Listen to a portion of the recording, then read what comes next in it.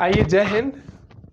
देखते हैं कुछ प्रश्न है आपका दिल्ली सल्तनत से। ठीक है, ये हिस्ट्री का आपको कुछ प्रश्न है। ठीक है, देखिए ये प्रश्न आपके एग्जाम ऑफ व्यू से काफी इंपॉर्टेंट है। बराबर, इसको आप बहुत अच्छा से पढ़िएगा।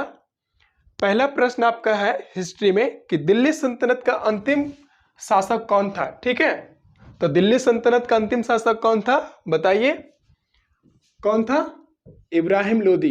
ठीक है, कौन था? इब्राहिम लोदी।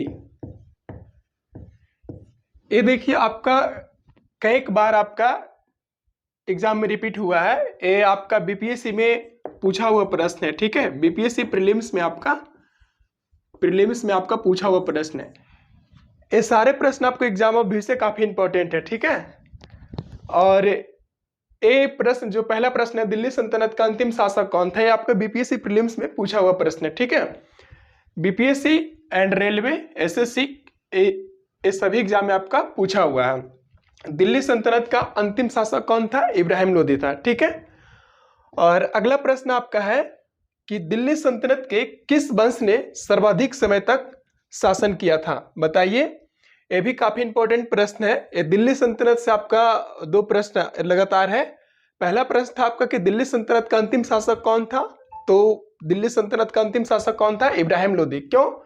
क्योंकि दिल्ली सल्तनत का अंतिम वंश था लोदी वंश। ठीक है, जब लोदी वंश था, दिल्ली सल्तनत का अंतिम वंश लोदी वंश था और लोदी वंश का अंतिम शासक इब्राहिम लोदी था।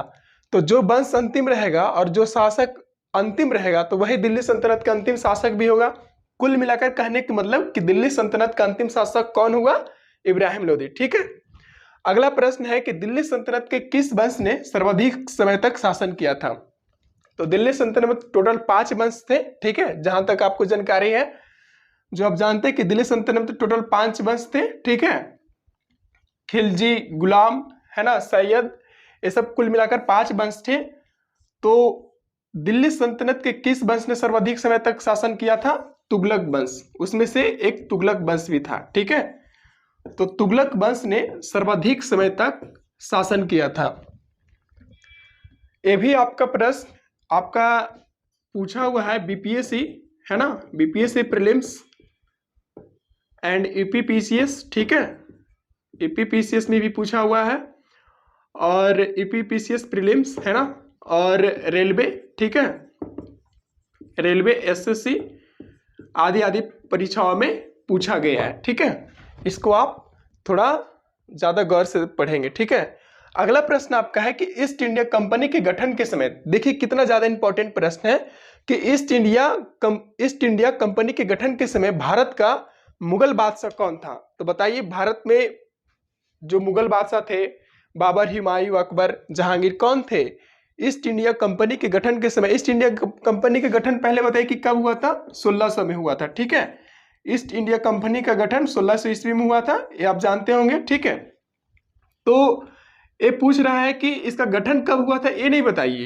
ये पूछ रहा है कि ईस्ट इंडिया कंपनी के गठन के समय भारत का अंतिम मुगल बादशाह भारत का मुगल बादशाह कौन था। यानी कि जब कंपनी भारत में गठित हुआ था उसमें मुगल बादशाह का शासन था भारत पर, तो उसमें मुगल शासक कौन था? तो उसमें मुगल शासक आपका था अकबर। ठीक है, कौन था? अकबर। बराबर, ईस्ट इंडिया कंपनी के गठन के समय भारत का मुगल बादशाह कौन था? अकबर था। ठीक है, अगला प्रश्न आपका है कि 1857 के विद्रोह को किसने राष्ट्रीय विद्रोह की संज्ञा दिया था। एक काफी इंपॉर्टेंट प्रश्न है। ठीक है, एक काफी बार आपका रेलवे, है ना, रेलवे एंड एसएससी में कई बार रिपीट हुआ है। ठीक है, और बिहार एसआई में भी आपको देखने के कई बार ये मिला है। ठीक है, बिहार एसआई कुल मिलाकर बीपीएससी में आपको ऐसा प्रश्न कई बार आपको देखने के लिए मिल जाता है। ठीक है, प्री में।